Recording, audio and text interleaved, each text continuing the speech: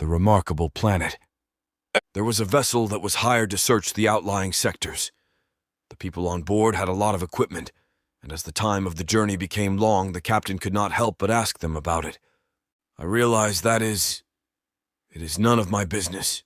You are paying parts of this thing. But do you mind if I ask what it is you were doing out here with all of your equipment and such? The captain asked. You do not seem much to me like you are just searching for nothing. It is quite all right to ask, the researcher replied. We have been mostly quiet in this journey in the good and bad times of it. We have something very definitive we are looking for, but something we have no idea how to find. Well, we are literally in the middle of nowhere, the captain remarked. What is it exactly? Well, to be honest with you, we are searching for the lost planet of Bragigas, the researcher admitted.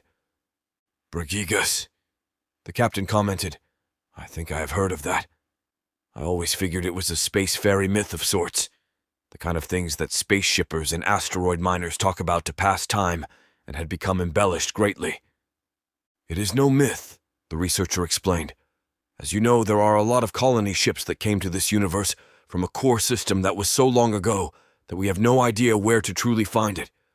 There was a great war, and the victors of which only sought to give the ones that served them land, resources, or any semblance of rights. It was at this time that those who lost, and the ones who wanted to remain free all banded together and built great ships, so they might find new life out on the sea of stars. Many of these ships were the descendants of you and I, the brave terraformers that started the colonies and planetary systems that make up the star network now. However, there is rumor of one, the aforementioned planet. Well, how do we know about it if it is truly lost? The captain asked. Well, it was not always lost, you see, the researcher replied. It was in contact with the other ships and even the other colonies. There were some communications sent to and from the planet, and it was thought that it would be part of the network with the others. However, this was not to be so, as much as the planet seemed to be thriving, seemed to be as advanced as any. It went silent. What could have caused that? The captain asked. An entire planet and the civilization on it to go dark? Well, we would have to know where the planet was to know that, wouldn't we? The researcher asked rhetorically.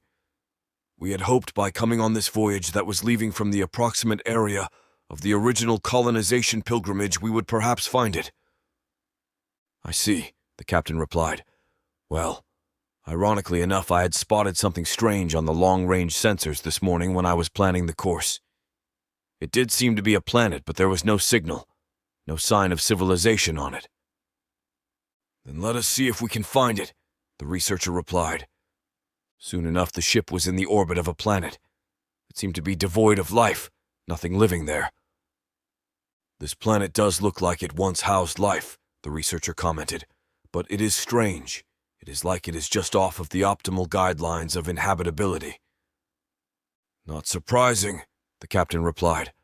It likely seemed a paradise, but the line between hospitable distance from a star and death is so fine. It is likely they were cooked instantly and had no time to even evacuate. Such a subtle end to a great mystery, the researcher remarked. I had expected something more exciting. Not all mysteries are so compelling, the captain shrugged.